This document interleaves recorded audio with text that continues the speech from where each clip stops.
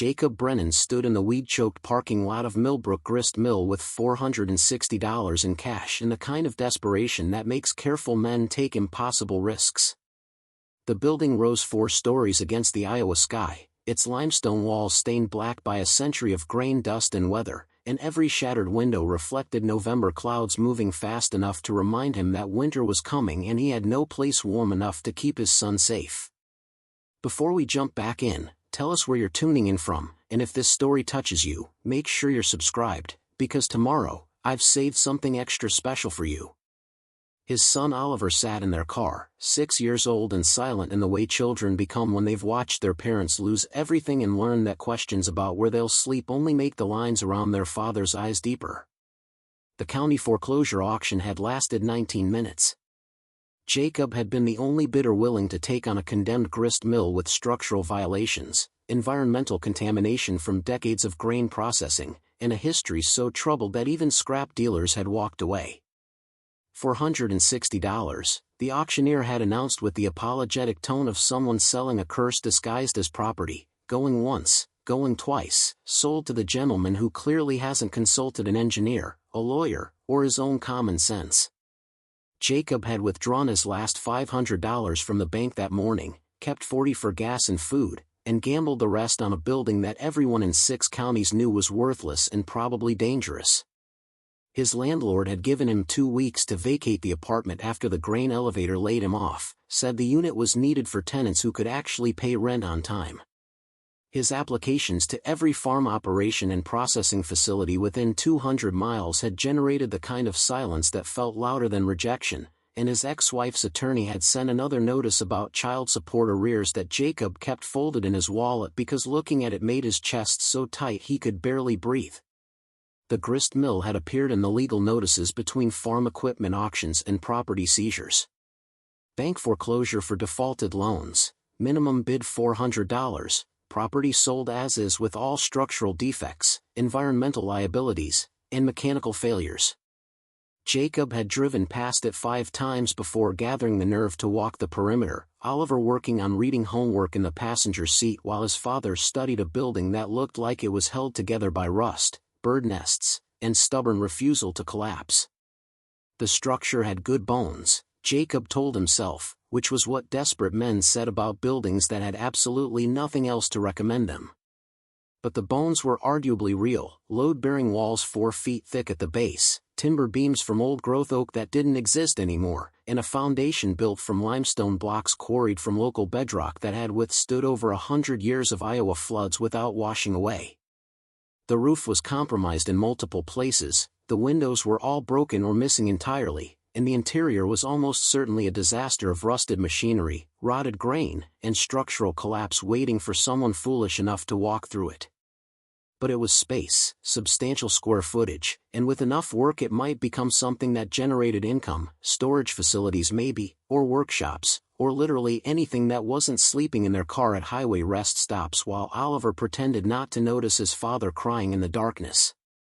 "Dad, it smells weird," Oliver said as Jacob worked the key the county clerk had given him, a man who'd processed his payment with the efficient sympathy of someone who'd watched too many desperate people throw away their last money on impossible properties. "Old grain and machinery," Jacob said, though the smell was far more complex than that, wheat and corn gone to rot, machine oil oxidized to sludge, rodent nests and bird droppings and organic matter that had been decomposing in sealed spaces for decades. The door opened onto a receiving floor where farmers had once delivered wagonloads of wheat and corn and oats, wooden chutes and metal hoppers still visible despite layers of dust and debris. The main floor stretched into shadows that swallowed his flashlight beam after 30 feet. Equipment rose like monuments to obsolete agriculture, millstones the size of cars, their surfaces worn smooth by generations of grain, elevators and conveyors that had once moved grain through the building's 4 floors, and sifting equipment that separated flour by grade through processes that were part engineering and part inherited craft. Grain husks covered everything, compressed into layers so thick they recorded the building's entire operational history like geological strata. "Can we live here?" Oliver asked, his voice carrying that particular quality children develop when they know the answer but need their parent to acknowledge the truth anyway. "Not yet." Maybe not ever. But it's ours, buddy. Jacob played his light over abandoned workstations, noting details that told stories of the building's final days. Time cards still hung in racks near what must have been the mill manager's office, names and dates marking shifts that ended when the mill closed in 1987. Grain sacks sat on pallets, their contents long since consumed by mice and insects. Work tools lay exactly where they'd been set down 37 years ago, as if the workers had simply walked away mid-shift and never returned. Preparing and narrating this story took us a lot of time, so if you are enjoying it, subscribe to our channel, it means a lot to us. Now back to the story. The second floor held the actual milling equipment, massive rollers and grinders that had crushed grain into flour through mechanical processes refined over centuries.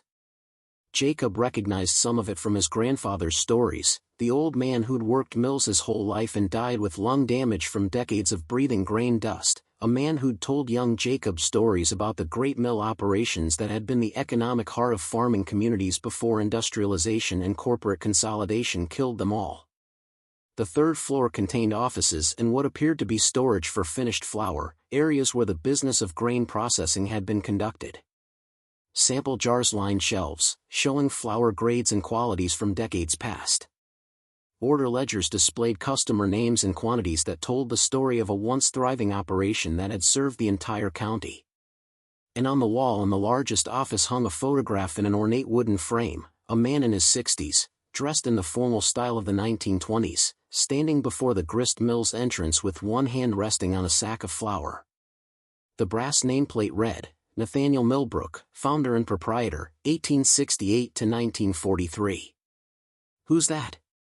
Oliver asked, pointing at the stern-faced man whose expression suggested the absolute confidence that came from building something significant from nothing but vision and grain. "The person who started this place. A really long time ago, before even Grandpa was born." Jacob explored further, finding stairs to what appeared to be administrative offices built into a fourth-floor space that had probably once been additional grain storage. The largest office belonged to Nathaniel Millbrook himself, a desk made from what looked like tiger oak that had survived better than anything else in the building, chairs upholstered in leather that had cracked but not disintegrated, and windows overlooking both the mill race that had once powered the grinding stones and the town that had grown up around the mill's economic influence. The desk still held evidence of interrupted business. A ledger lay open to pages filled with meticulous handwriting. A fountain pen sat in its holder, dried ink crusted at the nib like ancient blood. And on the wall behind the desk hung an oil portrait of the same man from the photograph, older here, perhaps in his 70s, painted with the formality that grain magnates commissioned to ensure their empires would be remembered by future generations. "Dad, I'm hungry," Oliver said, tugging at his father's worn jacket. Jacob checked his phone, surprised to see they'd been inside for over 4 hours. The November afternoon was fading toward early evening, and he needed to figure out where they'd sleep tonight since the apartment was already locked and the grist mill was legally uninhabitable, structurally unsound, and probably contaminated with enough grain dust and mold to violate every health code ever written. "Yeah, buddy. Let's go find something to eat with what we have left." As he turned toward the stairs, his boot caught on something and he stumbled forward, catching himself against the desk with both hands. Looking down, he saw a section of floorboard that had come completely loose, revealing a cavity beneath. And in that cavity, barely visible in the failing afternoon light, was a metal strongbox about the size of a large briefcase, its surface engraved with wheat stalks and the mill's name in elaborate script. Jacob knelt and extracted it carefully, surprised by its substantial weight, easily 40 or 50 pounds. The strongbox was sealed with a combination lock, but the mechanism was so corroded from decades of moisture and temperature changes that it opened with firm pressure, revealing contents wrapped in oilcloth that had protected them remarkably well. Inside was a leather-bound journal, and tucked into its pages was a folded document that looked like architectural plans combined with survey maps.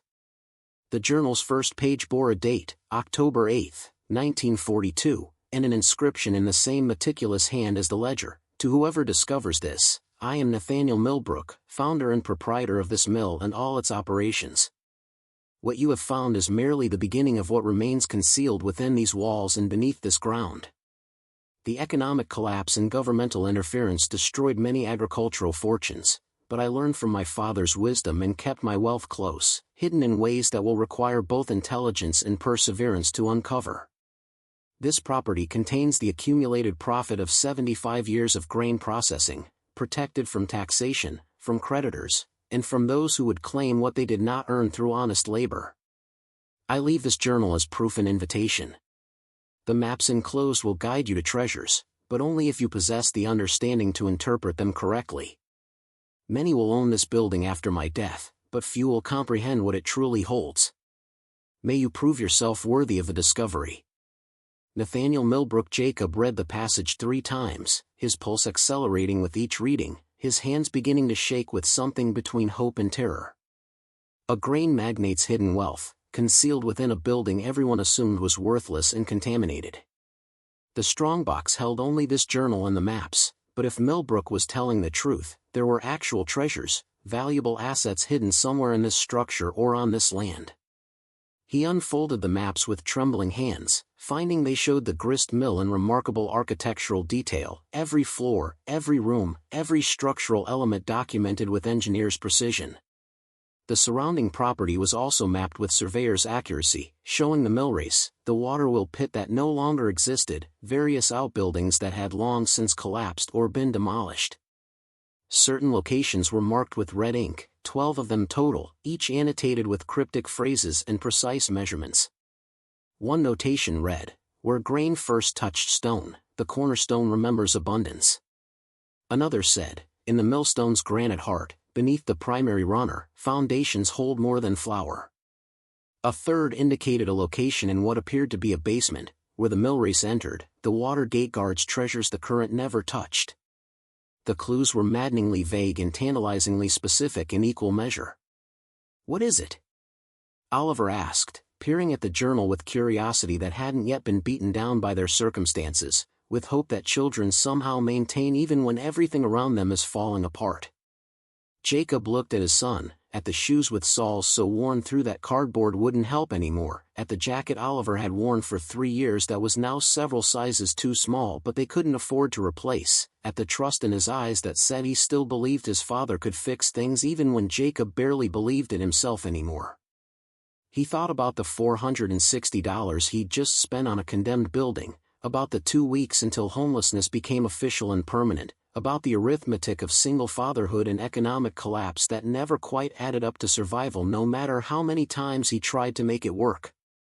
And he thought about Nathaniel Millbrook, a man who'd built an empire on grain and flour, who'd survived the Great Depression by hiding wealth where others wouldn't think to look, who'd left a map for someone desperate or clever enough to follow it through to whatever end it promised.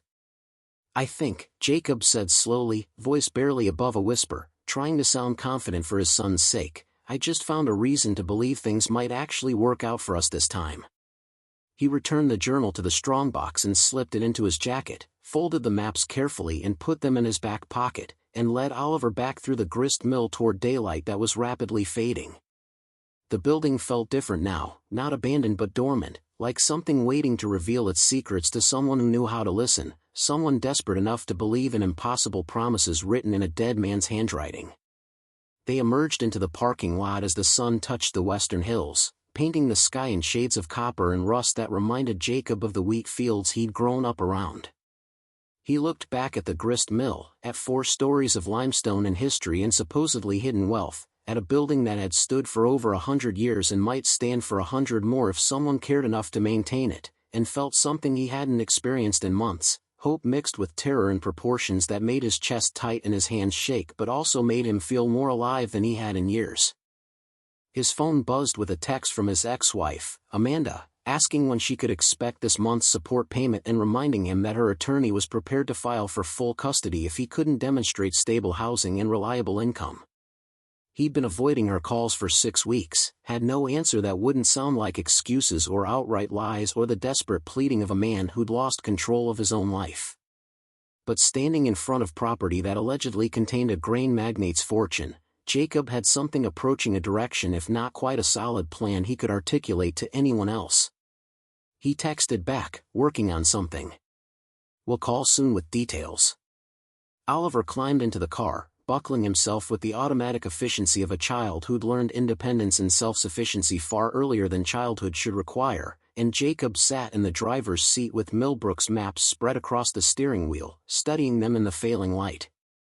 The architectural drawings showed every detail of the grist mill's construction with precision that suggested the maps themselves were valuable historical documents, and the red markings indicated locations throughout the structure and the surrounding property, each with its cryptic clue written in Millbrook's meticulous script.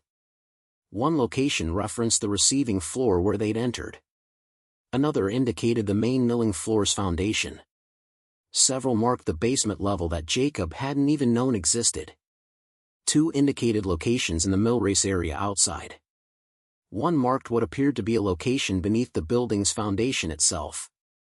The clues suggested Millbrook had hidden his wealth systematically, distributed throughout the structure and landscape in ways that would require searching, thinking, understanding both the milling industry's logic and the building's architectural secrets.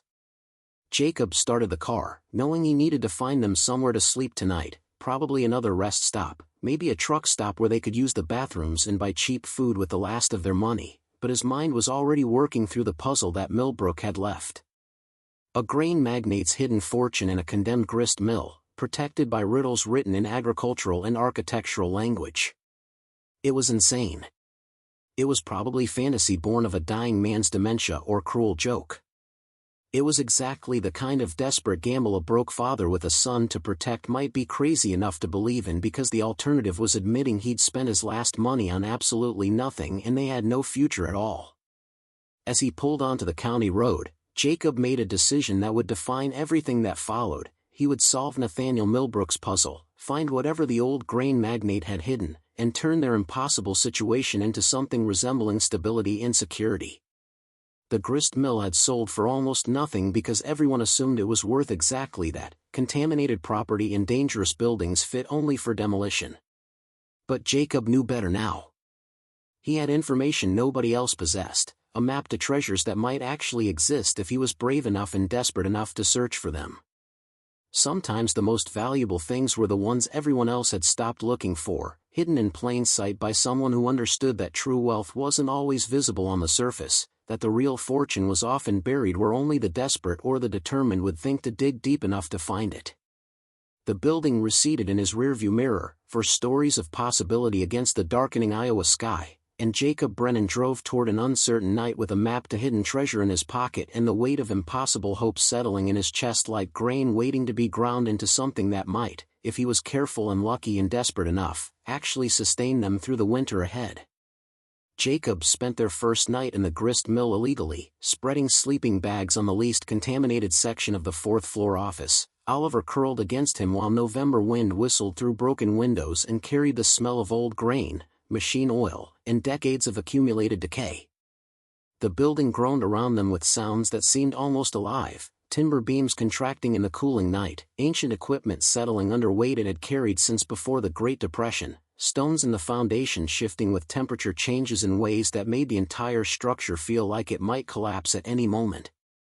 Every sound made Jacob question whether he'd crossed from desperation into genuine madness, whether he was risking his son's life chasing a fantasy. But morning came anyway, pale gray light filtering through grain-dusted windows, and Oliver woke asking what was for breakfast with the resigned pragmatism of a child who'd learned that adults rarely had good answers anymore and that complaining only made things worse for everyone.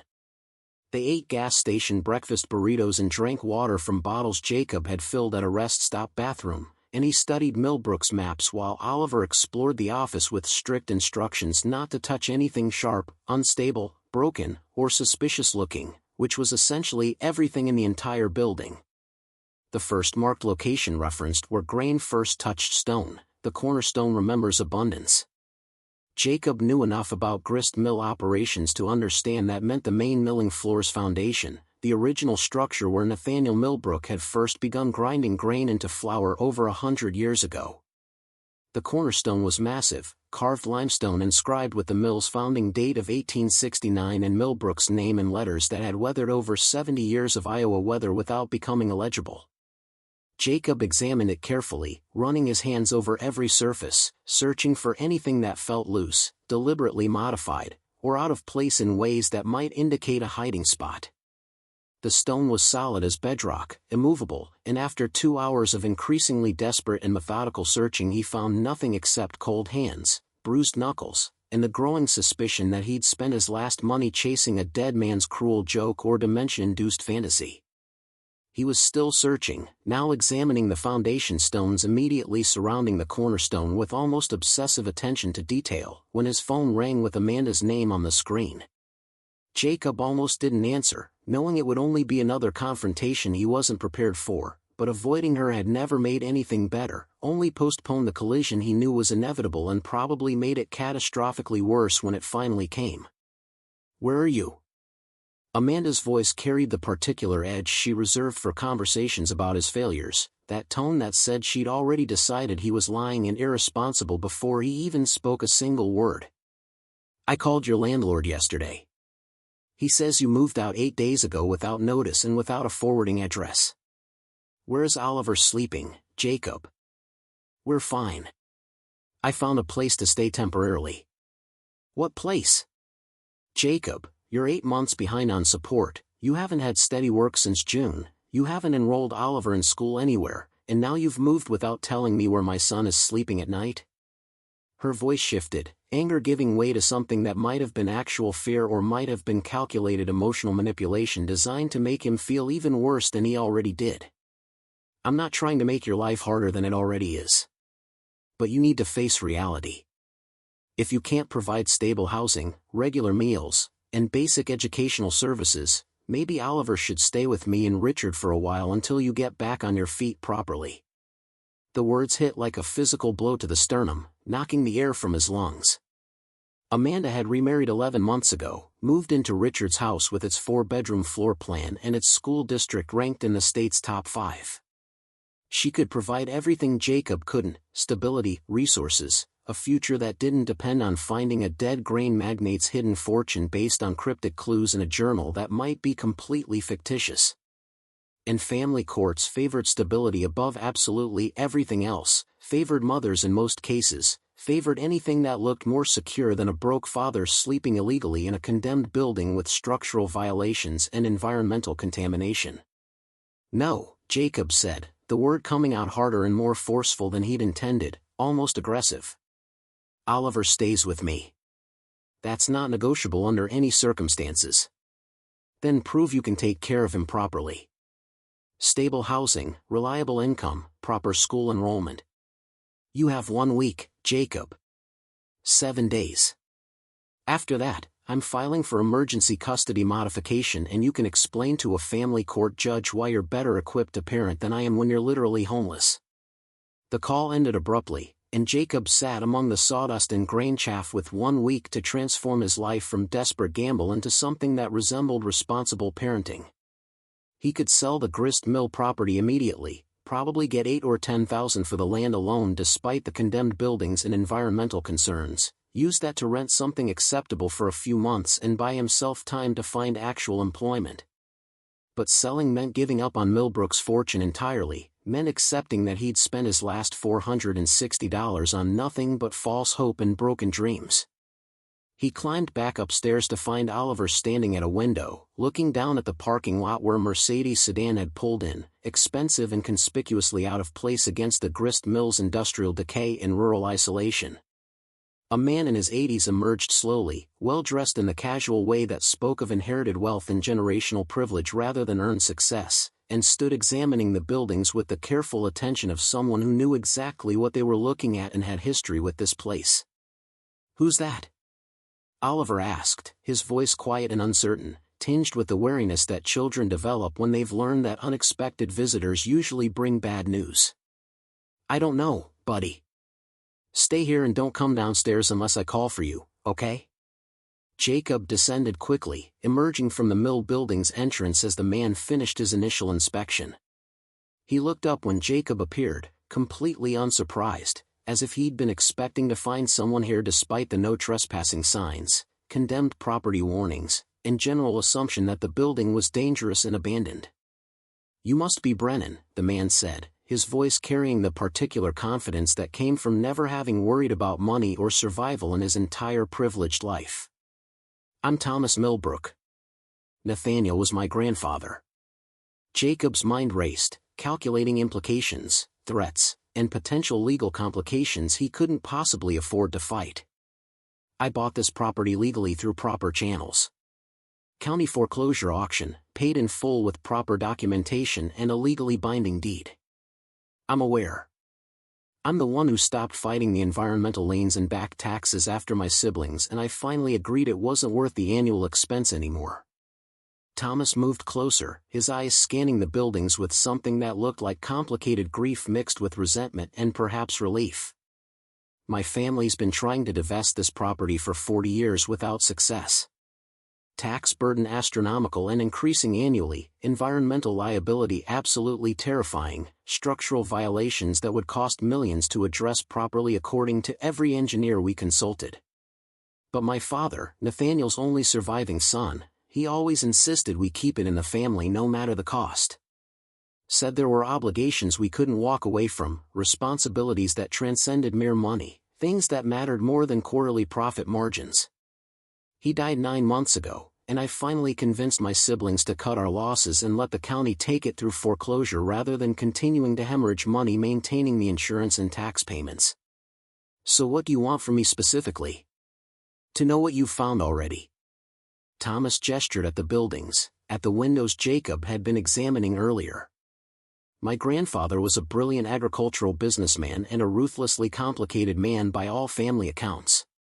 Built a fortune during the grain boom, supposedly lost everything during the Depression according to the official story, then somehow rebuilt his wealth through methods that were never entirely transparent or explained to the family in any detail.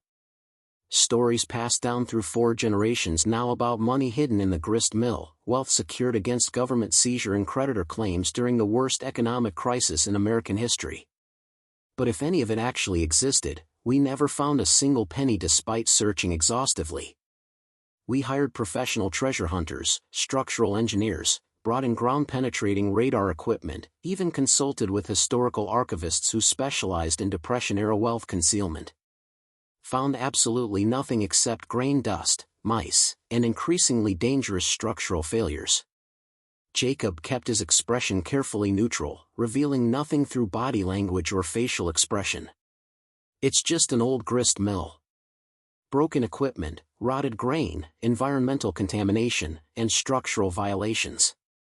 But not only that.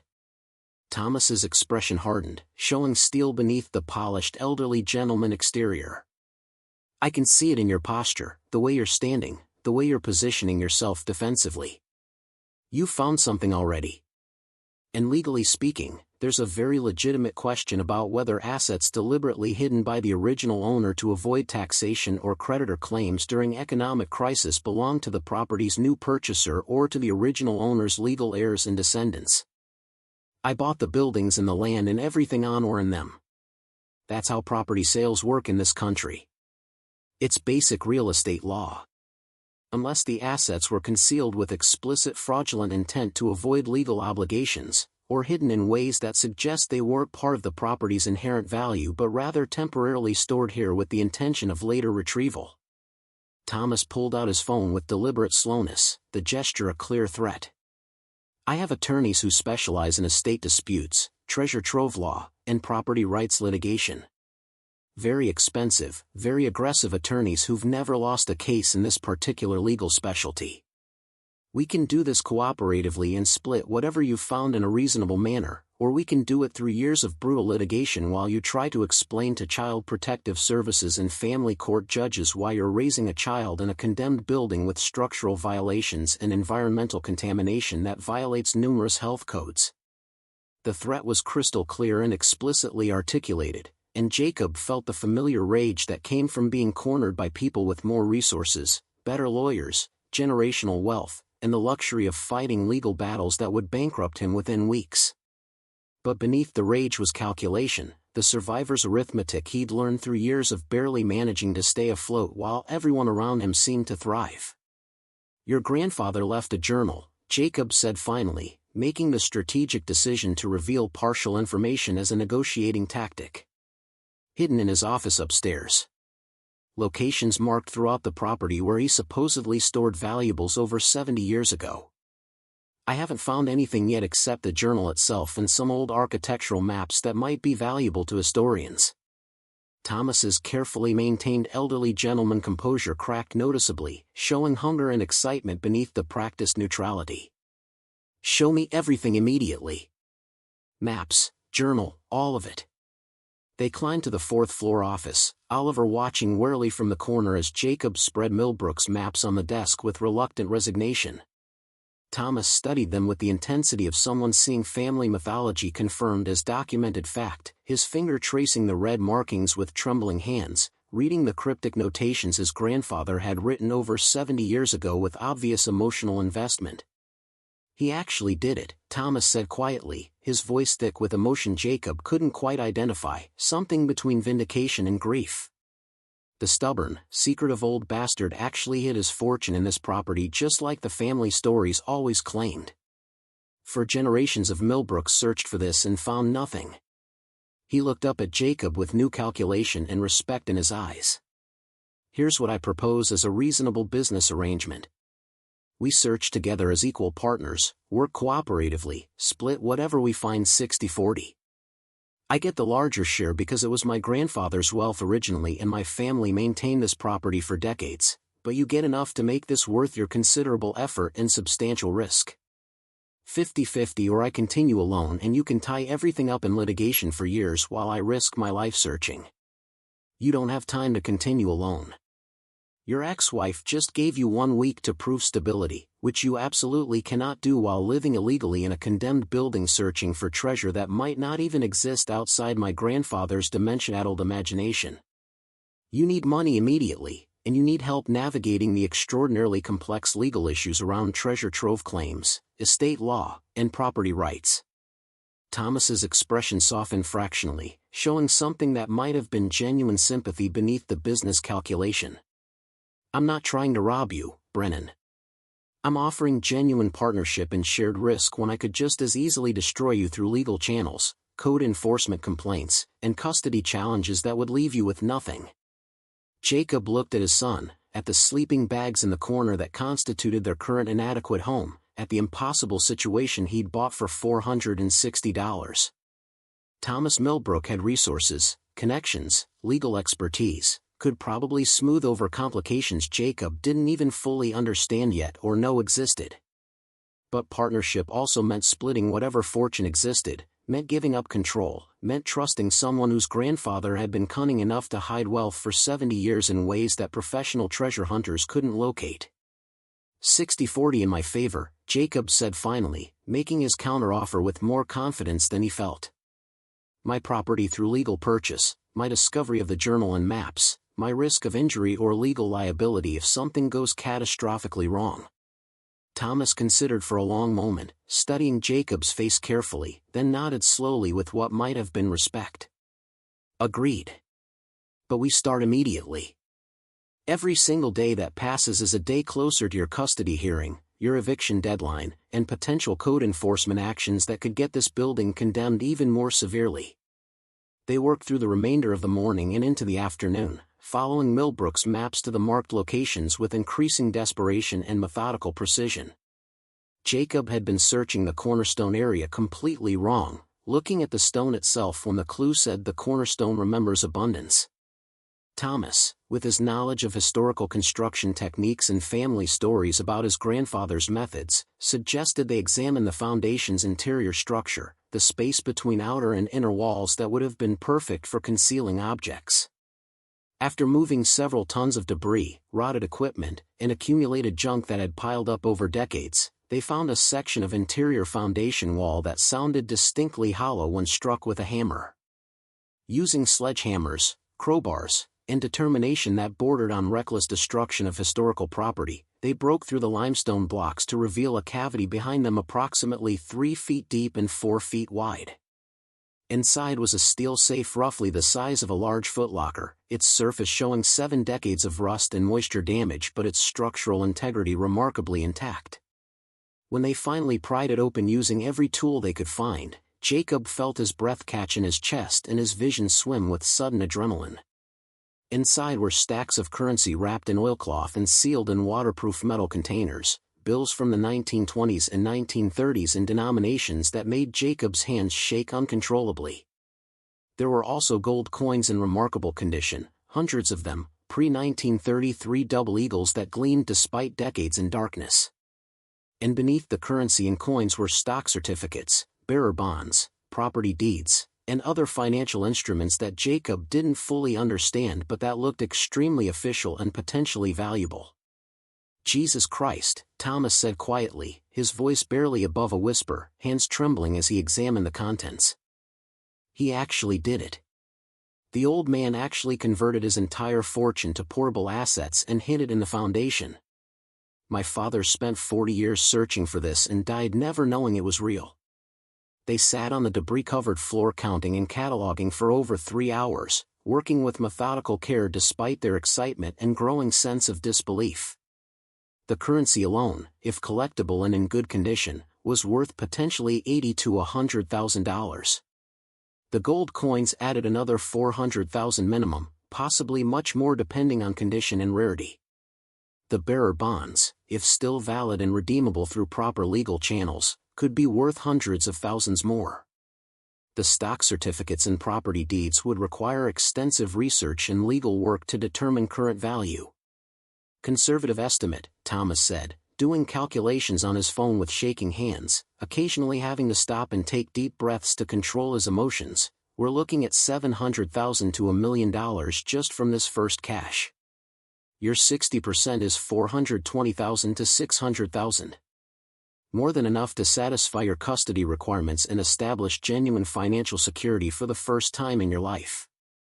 Jacob felt tears threatening for the first time since Amanda had left, taking half his life and all his stability with her. $400,000 minimum. More money than his grandfather had earned in 50 years of farming. More than Jacob had made in his entire adult life added together. Enough to prove to any family court judge that he could provide for Oliver, enough to secure proper housing, enough to breathe for the first time in years without feeling like he was drowning. But even as relief flooded through him like a physical sensation, even as Thomas was already making phone calls to authentication experts, numismatic specialists, and estate attorneys, Jacob noticed something that Thomas had overlooked in his excitement and emotional response. Tucked beneath the bearer bonds and stock certificates were documents, ledgers with Nathaniel Millbrook's meticulous handwriting, and when Jacob examined them more carefully by flashlight, his stomach turned with a sickening realization that complicated everything. The ledgers documented systematic fraud on a massive scale. Farmers paid below market rates for their grain, weighing scales deliberately miscalibrated to register less than actual delivery, quality grades manipulated to justify arbitrary price reductions, company store prices inflated to keep farmers perpetually in debt to the mill. Decades of exploitation in meticulous detail, showing exactly how Nathaniel Millbrook had accumulated the fortune they'd just found. "What is it?" Thomas asked, seeing Jacob's expression change from elation to something much darker and more troubled. Jacob showed him the ledgers without speaking, watching Thomas's face shift from curiosity to confusion to something that might have been shame or might have been defensive anger or might have been complicated grief. They sat in the debris-filled foundation cavity surrounded by found treasure and documented systematic exploitation, and the weight of what they'd discovered felt suddenly much heavier than all the gold and currency combined. "We can destroy these," Thomas said after a long silence, his voice tight and defensive. "The farmers are all dead. Their families have moved on decades ago. Nobody benefits from reopening wounds from 70 or 80 years in the past. The statute of limitations has long since expired on any potential legal claims." But Jacob was thinking about his own grandfather, a farmer who'd worked grain fields his whole life and died broke despite decades of backbreaking labor, whose mill had probably kept ledgers exactly like these documenting systematic theft disguised as business practices. About the farmers whose names filled these pages, whose stolen grain value had bought the gold coins and bearer bonds they'd been so eager to claim as rightfully theirs. "Your grandfather left something else," Jacob said, pulling out Millbrook's journal and opening it to a page he'd noticed earlier but hadn't fully processed until this moment. An entry from September 1942, year before he died. Thomas read aloud, his voice growing quieter and more strained as he processed the words. "To whoever finds my fortune, know that it was built on the labor of farmers I underpaid, the weights I manipulated, the grades I falsified, the debts I engineered through company store practices. I tell myself that business during economic collapse required such practices, that survival in a competitive industry demanded ruthlessness and exploitation of those with less bargaining power. But at the end of my life, staring at my own mortality and whatever judgment awaits beyond, I wonder if wealth earned through the systematic suffering of others can ever truly be enjoyed without poisoning the soul, or if it corrupts everything and everyone it touches across generations. The choice of what to do with this knowledge is yours and yours alone. Use it wisely or use it poorly, but know that you cannot claim innocence about its source once you have read this confession and examined these ledgers." They sat in heavy silence, the ledgers spread between them like accusations written in careful handwriting, and Jacob understood with absolute clarity that Nathaniel Millbrook had left more than hidden treasure. He'd left a moral test, a philosophical challenge, a question about whether someone desperate enough to search for hidden wealth was honest enough to acknowledge where that wealth had come from and what it had cost real people. "We still need the money," Thomas said finally, his voice defensive and tinged with desperation. "My grandfathers since 70 years ago don't change the fact that you need to prove you can house your son properly and provide basic stability, and I'd frankly like to recover something from a property that's been nothing but a financial drain on my family for 4 decades. But we'd know," Jacob said quietly, his voice heavy with moral weight. "Every single time we spent any of it, every purchase we made, every bill we paid, every moment of security we enjoyed, we'd know it came from stolen grain value and deliberate exploitation of desperate farmers during the worst economic crisis in American history. Every fortune in history comes from somewhere uncomfortable if you look hard enough and dig deep enough into the origins. At least we're being honest about acknowledging it rather than pretending the past doesn't exist." Jacob looked up at the ceiling with its massive oak beams, imagining Oliver in the office above them, trusting his father to make decisions that would shape his entire future and define what kind of person he would become. Afternoon light was streaming through the foundation gaps now, and in a few hours the county code enforcement would make their rounds and Amanda would be calling her attorney to file custody modification paperwork that would take Oliver away from him forever. "There are 11 more caches," Jacob said, standing slowly and wiping sawdust and limestone powder from his hands with deliberate movements. "Your grandfather's maps show all of them clearly with precise measurements. But one of them, marked in the basement level, has a notation I didn't understand until just now." He pulled out the maps, pointing to a location marked with a slightly different symbol than the others, a notation that stood out. "It says, 'Where water met will and truth waits beneath the turning stones, the final choice reveals not the depth of desperation but the measure of integrity.' I think he left something else down there, something that explains why he documented his own systematic exploitation instead of simply destroying all the evidence and taking his secrets to the grave." They spent the next several hours searching for and finding 4 more caches, working with desperate intensity as the November sun climbed higher and then began its descent toward evening. The second cache was hidden beneath the main milling floor exactly as the cryptic clue had suggested, embedded in the foundation where the massive millstones had once turned, containing more gold coins, additional bearer bonds, and what appeared to be certificates for railroad stocks that might still have value if the companies hadn't gone bankrupt or been absorbed.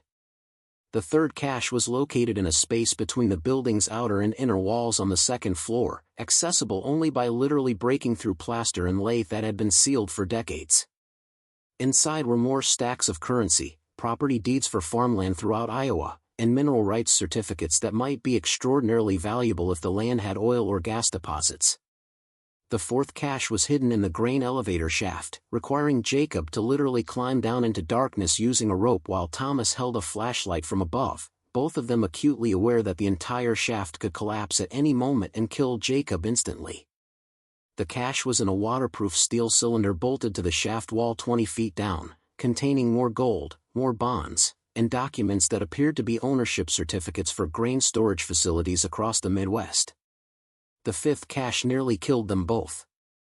It was located in what remained of the Millrace Tunnel, a partially collapsed stone passage that had once channeled water to power the grinding stones. The tunnel was flooded with stagnant water that smelled of decay and chemicals, structurally unstable, and home to what sounded like very large rodents or possibly raccoons.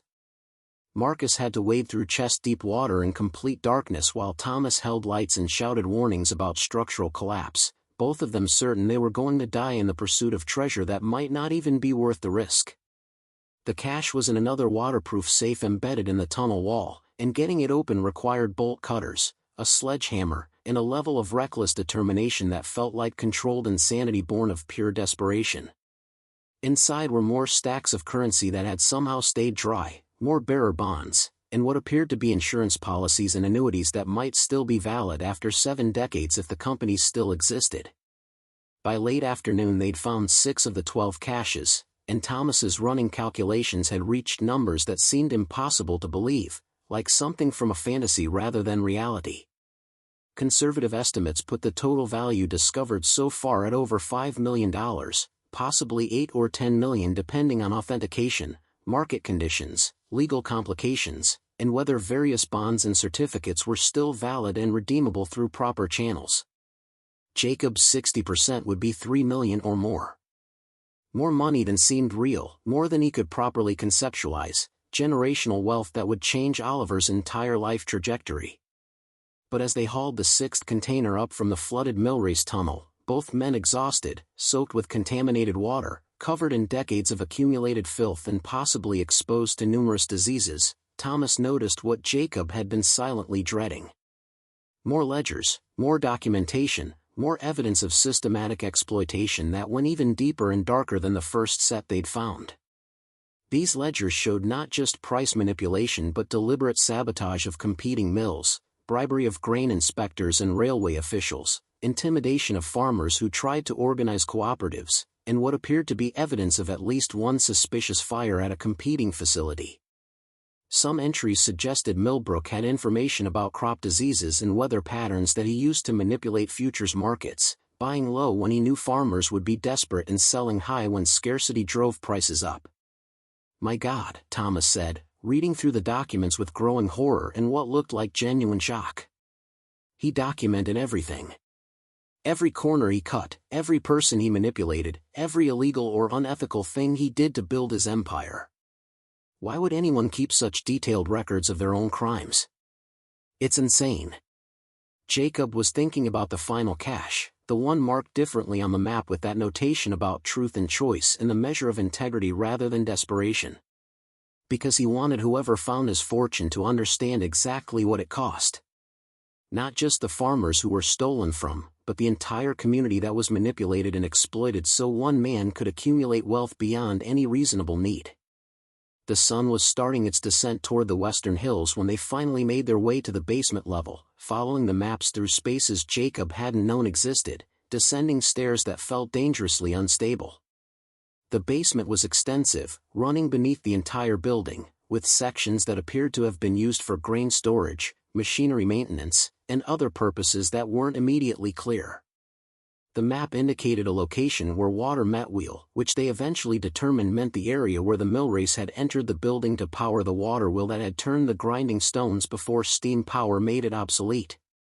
The space was partially collapsed, filled with debris, and smelled like standing water and rot, but after nearly 2 hours of searching they found it, a stone marker with Nathaniel Millbrook's name carved into it, set into the floor where the water wheel pit had once been. Beneath the stone marker, buried 4 feet down and requiring extensive excavation, they found not another treasure cache but a wooden chest containing only documents. And when Jacob opened it with trembling hands and growing dread about what they would find, he understood with perfect and terrible clarity what Nathaniel Millbrook had intended as his final message to whoever found his hidden fortune. The chest contained complete and comprehensive documentation of the exploitation. Not just ledgers but photographs of desperate farmers, sworn statements about the manipulation they'd suffered that Millbrook had apparently collected for some unknown reason, medical records of malnutrition and stress-related illnesses among farming families during the Depression, death certificates of farmers who'd committed suicide after losing their land, and documentation of children who'd died from preventable diseases because their families couldn't afford medical care after Millbrook's systematic underpayment. And at the bottom of the chest, in an envelope sealed with wax that had somehow survived 7 decades in relatively intact condition, was a final letter in Millbrook's increasingly shaky handwriting that suggested he'd written it very near the end of his life. To whoever has followed my maps this far and found both my fortune and this truth, you now face the same choice that haunted my final years and will likely follow me into whatever awaits beyond death. I could have destroyed all of this evidence. I should have destroyed it. Any rational person would have erased every trace of their sins before dying. But I find I cannot die with this weight on my conscience without at least creating the possibility that it might be addressed, that the people I harmed might somehow receive acknowledgement if not justice, that the truth might eventually matter more than my family's comfort or reputation. The fortune is legally yours if you want it. But so is this choice that will define you. You can take the money and destroy this evidence, enjoying wealth without the burden of its origins. Or you can do something I lacked the courage to do while living, acknowledge the exploitation openly, seek out the descendants of those I harmed, and use the fortune to make whatever restitution is possible after so many years. I have calculated with as much precision as I can manage that approximately 70% of my total accumulated wealth was obtained through exploitation, manipulation, and practices that violated both the spirit and often the letter of the law. If you have the integrity I lacked until death forced me to face it, you will recognize that 70% belongs not to you but to the community I harmed. But I am not so naive as to demand perfect morality from someone desperate enough to search for hidden treasure. I understand desperation. I understand what poverty does to a person's soul and their choices. So I offer this compromise that perhaps makes me a coward even in death. Use 70% for community restitution and benefit. Keep 30% as finder's fee in compensation for the work of discovery and the courage to face difficult truths. The choice will define you more surely than the wealth ever could. And you will have to live with that choice for the rest of your life, just as I died with mine haunting my final days. May you choose more wisely than I did. Nathaniel Millbrook, October 15, 1942. Jacob read the letter 3 times, then handed it to Thomas with hands that shook from exhaustion and emotional overload, watching Thomas read it with an expression that moved from confusion to something that might have been grief or might have been relief that his grandfather had at least possessed enough conscience to feel guilt about his actions even if it came only at life's end. They sat in the basement as afternoon shadows lengthened around them, surrounded by documentation of systematic exploitation and a dead man's confession, and understood that Nathaniel Millbrook had left them not just with treasure but with the same moral choice that had apparently haunted him at the end of his life, the same question about whether wealth built on others' suffering could ever be enjoyed without corruption. "What do you want to do?" Thomas asked finally, his voice barely above a whisper, sounding decades older than he had that morning. Before Jacob could answer, before he could even begin to process the moral weight of the decision, his phone rang with Amanda's number. He answered with dread, already knowing this wouldn't be good news. "Child Services called me an hour ago," she said, her voice tight with controlled fury that barely masked genuine fear underneath. "Anonymous tip that you're living in a condemned building with Oliver, no running water, no heat, structural violations. They're investigating, and they're required to take custody pending investigation. I've already called my attorney and we're coming to get him right now. I'll be at whatever address they gave me in 90 minutes with Richard and my attorney and probably a police escort.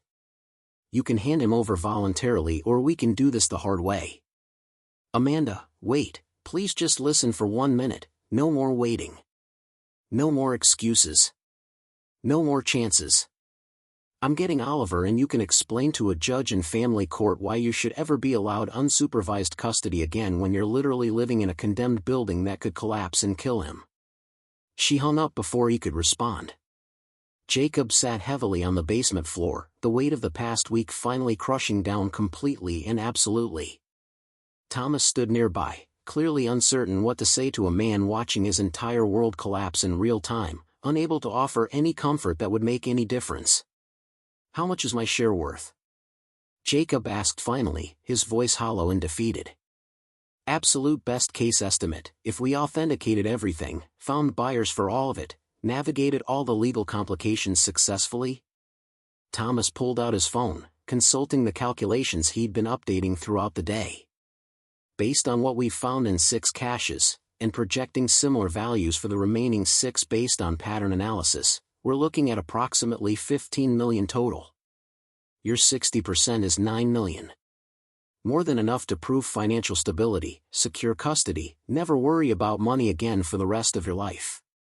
And if we followed your grandfather's instructions? Used 70% for community restitution as he suggested? Thomas was quiet for a very long moment, looking at the documentation spread around them in the dim basement light.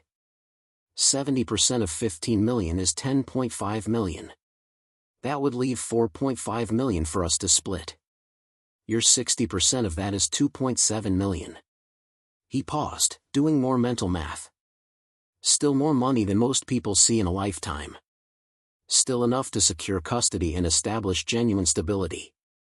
But you'd be giving up $6.3 million to honor the wishes of a dead man who exploited farmers 70 years ago. But we'd know we did the right thing, Jacob said quietly. You'd also have enough money to easily prove stability and never worry about custody again, Thomas pointed out. Versus the very real possibility that doing massive restitution work might delay access to funds until after your custody hearing when it's too late to matter. Jacob looked around the basement, at the evidence of exploitation, at the letter from a man who'd apparently spent his final days wrestling with guilt. He thought about Oliver trusting him to make good decisions, about what kind of man he wanted his son to see him as, about whether keeping custody was worth building their future on stolen value from desperate farmers during the Depression. There has to be another option, Thomas said suddenly, his voice carrying new urgency and what sounded like genuine emotion. We don't just keep everything or give it all away. We establish something structured. Use the wealth to create something that serves the community and acknowledges what was done. Not direct restitution to descendants, which is mathematically impossible after 7 decades, but something that honors the farmers and creates opportunities for the agricultural community my grandfather exploited. Like what specifically? The grist mill. We restore it properly, remediate all the environmental issues, but don't sell it or develop it for private profit. We turn it into something that provides real value. Agricultural education center maybe, or a grain cooperative that pays fair prices, or a food processing facility that serves local farmers. Something that generates value for the farming community rather than extracting it from them like my grandfather did. Jacob considered this, the idea taking shape and seeming more viable as he thought through the implications. That would take most of the fortune just for proper environmental cleanup, structural repairs, and conversion to functional facilities. Most but not all. You'd keep enough to satisfy your immediate needs, prove to family court you're stable, secure proper housing, establish legitimate steady income as facility manager. But the bulk would go toward creating something that actually benefits the farming community that was exploited. And you'd agree to this? Give up your 40% for a community project? Thomas looked around the basement, at the marker bearing his grandfather's name, at the chest full of evidence of systematic exploitation. My family's been trying to escape this property's history for 4 decades, trying to pretend it was just unfortunate business practices of a different era. Maybe instead of running from it, we should run towards something better. Use Millbrook's fortune, built on exploitation, to create something he never had the integrity to build during his lifetime, a legacy that actually supports the agricultural community rather than extracting from it. They spent the next 4 desperate hours making frantic phone calls, establishing basic frameworks, pulling together documentation. Thomas had connections to agricultural development agencies, historic preservation organizations, environmental remediation specialists, and business attorneys who could fast-track necessary legal structures. Jacob had nothing but desperation, a property full of contaminated buildings, and newly discovered fortune with complicated moral dimensions. But together, working with increasing urgency as the deadline approached with terrifying speed, they sketched something that might actually work, authenticate and liquidate all found assets through proper legal channels with full documentation. Use approximately 75% of proceeds for comprehensive environmental remediation, structural restoration, and conversion to a farmer-owned cooperative and agricultural education center. Split the remaining 25% between them as finder's fee and compensation for project management. Jacob's share would be approximately $100,000 immediately, with additional income as ongoing project manager. Not the $9 million he'd briefly imagined, but enough to rent a proper house immediately, pay Amanda everything he owed, establish legitimate documented income, and prove to any family court judge that he could provide stable housing and responsible parenting. When Amanda arrived with Richard, her attorney, and a police officer who looked deeply uncomfortable with the situation, Jacob met them in the parking lot. Oliver was with him, and Thomas stood nearby with a briefcase absolutely stuffed with documentation they'd prepared in desperate haste. "We're not negotiating here," Amanda's attorney began with practiced aggression, clearly prepared for confrontation, but Jacob held up his hand to stop him. "I'm not fighting you at all. You're completely right that I haven't been able to provide adequate stability. But that changed today, literally today." He handed Amanda a folder containing bank documentation showing an immediate deposit of $50,000 as an advance payment for project management services, a signed lease for a 3-bedroom house in town with first and last month's rent already paid, proof of enrollment for Oliver at the local elementary school starting Monday morning, and a legally binding employment contract. Amanda examined the papers with obvious suspicion and confusion, searching for the scam or the trap she was certain must be there. "Where did this money come from, Jacob?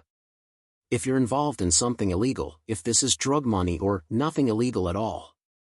I found historically significant assets on the property I purchased legally. Currency and financial instruments from the 1920s and 1930s, gold coins, various collectibles that have substantial historical value. Authenticated everything with experts, sold through legitimate channels with full legal documentation and paper trails." Jacob gestured to Thomas. "This is Thomas Millbrook. His grandfather built this grist mill and left assets hidden throughout the property.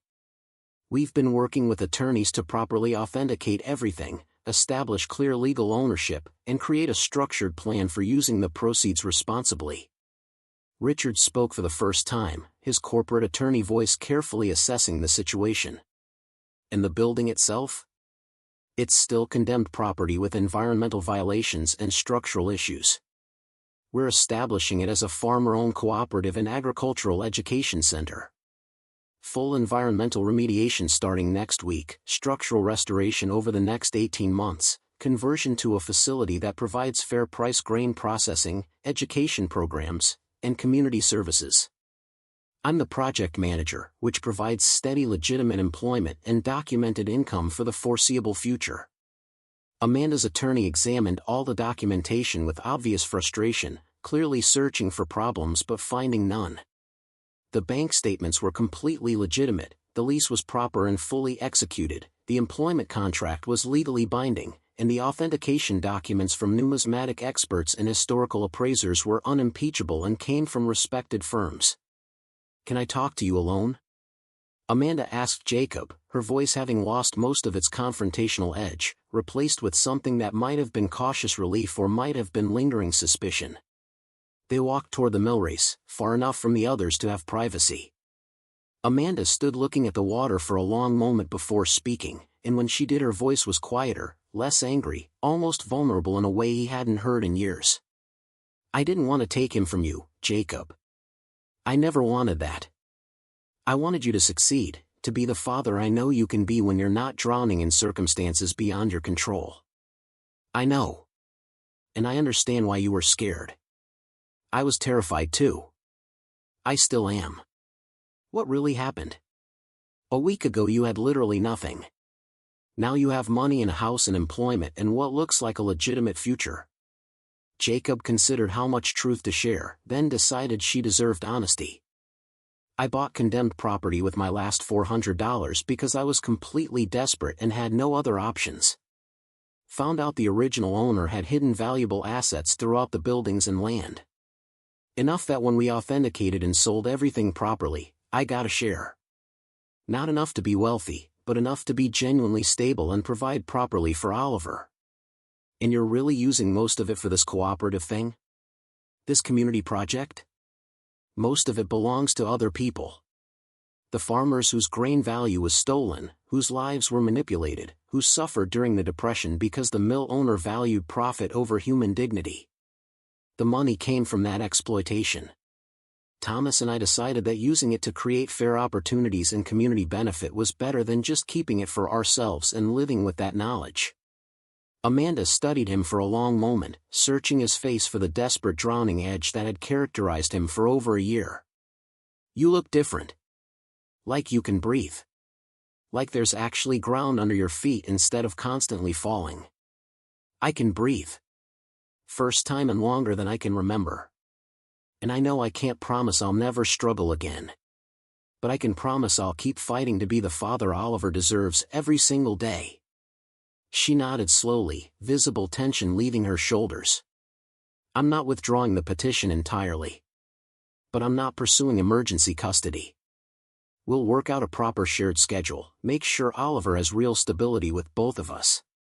But Jacob, if you slip back, if you can't maintain this stability, if any of this turns out to be a scam or falls apart, I understand completely.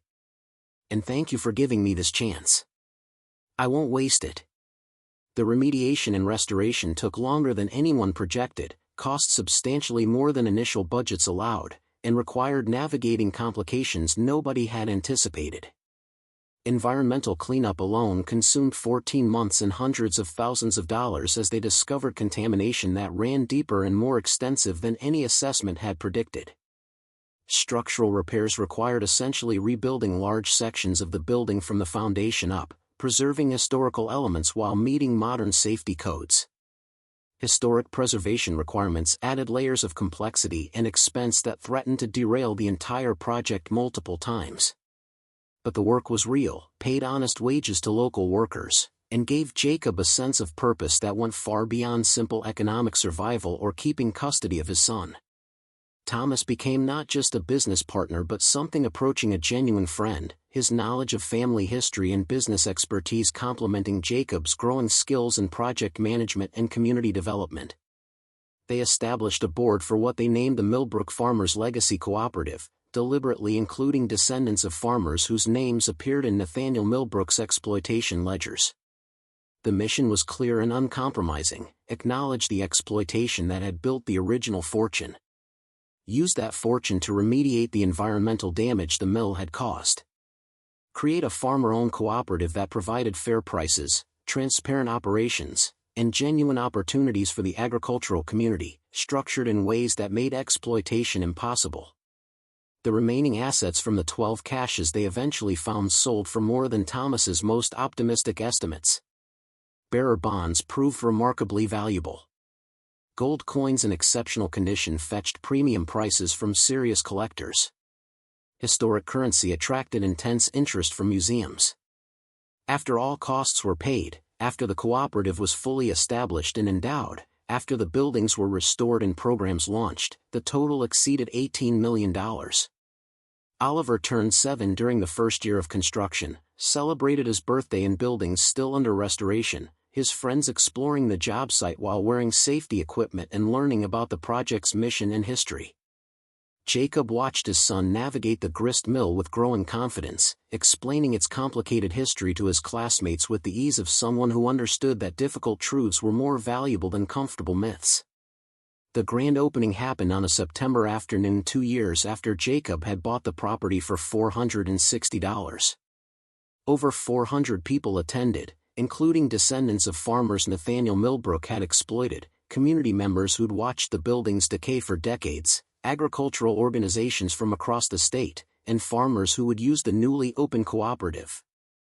Jacob stood in the renovated main mill building, surrounded by restored equipment that was now used for community benefit rather than private profit maximization, by spaces that would house the cooperative's operations and educational programming.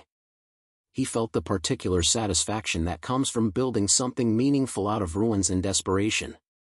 Thomas found him standing near the memorial wall, where visitors were reading Nathaniel Millbrook's confession letter and examining the exploitation documentation they'd chosen to display rather than destroy or hide. Strange thing, making a monument to your grandfather's crimes. Better than pretending they didn't happen, Jacob said quietly. He left us that choice. We made it. You made it. I just had the sense to follow your lead instead of fighting you. You could have fought me in court. Could have tied everything up in litigation for years. Thomas looked at his grandfather's portrait, now displayed with comprehensive context about both his business success and his systematic exploitation. I spent my entire life proud of being a Millbrook, proud of coming from grain wealth and agricultural legacy. Now I don't know what to be proud of. Be proud that you didn't hide the truth. That you helped build this. Your grandfather created wealth through exploitation. We're using that wealth to create opportunity without exploitation. That's not redemption for him, but it's something meaningful for us and for this community. The Millbrook Farmers Legacy Cooperative opened with 32 full-time positions, grain processing at fair transparent prices, educational programming that served the entire region, and a structure that made exploitation impossible through farmer ownership and democratic governance. Revenue from operations covered all costs while ensuring fair returns to farmer owners. Jacob took the position of executive director, drawing a salary that allowed him to buy a house, provide completely for Oliver, and build savings. The work was demanding but meaningful, contribution to something that would outlast him. Amanda's marriage to Richard ended after 5 years. The custody arrangement evolved into genuine co-parenting. She attended cooperative events regularly, supporting what Jacob had built. On the 2-year anniversary of the cooperative's opening, Jacob stood in the basement where he'd found Nathaniel Millbrook's final confession. He'd brought Oliver to show him where everything had changed. Great-grandpa would have liked this, Oliver said thoughtfully. He always said grain mills cheated farmers. Your great-great-grandfather farmed grain? Yeah. Grandpa told me stories. Great-great-grandpa lost his farm during the Depression. Jacob returned to the memorial room and searched the exploitation ledgers, finding it, Joseph Brennan, 1931 to 1936, grain delivered, 47,220 bushels, fair value, $23,610, amount paid, $11,805, stolen, $11,805. His own great-grandfather. The fortune Jacob had found had been built partly on his own family's stolen value. He sat surrounded by documentation, understanding why the moral choice had felt so urgent, so personal. Oliver found him, recognized the ledger entry, understood. So he gave back great-great-grandpa's money to help other people, Oliver said. Some of it. Not enough. Never enough. But we tried. That's what matters. That you tried even when it was hard. Marcus pulled his son close, understanding this was the legacy that truly mattered. 5 years after buying the grist mill, Jacob received letters from descendants of farmers whose names appeared in Millbrook's ledgers. They'd visited, wanted to express gratitude that someone had finally acknowledged what had been done and used the stolen wealth meaningfully. The letters included photographs Jacob added to the memorial wall. Thomas stood with Jacob at the wall's expansion. I think about my grandfather's letter. That line about the choice defining us. He was right, Jacob said. The fortune's gone, spent on this place. But what remains is the choice we made. The cooperative continued operating sustainably, serving the community. Jacob turned 40 managing the complex he'd owned for 8 years. On the 10th anniversary, Jacob stood at the millrace overlook, watching water flow. Oliver was finishing college, planning to return and help manage the cooperative. The grist mill stood behind him, for stories of restored limestone against the morning sky. The fortune was gone, spent on remediation and programming and wages. But what remained was infinitely more valuable: structure, community, honest legacy built not on what he'd inherited but on what he'd chosen to do with it. Jacob understood what he'd really bought for $460, not treasure but the opportunity to make a choice that would define him, to build something honest from ruins, to prove that legacy isn't what you find but what you choose to build once you understand where the wealth came from and what it cost. The millrace flowed toward the river, and Jacob Brennan stood watching it flow, understanding that buildings and water outlast their builders but carry the marks of human choices, and that sometimes the most valuable thing you can do with found treasure is acknowledge its cost and use it to prevent future harm. Up next, you've got two more standout stories right on your screen. If this one hit the mark, you won't want to pass these up. Just click and check them out. And don't forget to subscribe and turn on the notification bell so you don't miss any upload from us.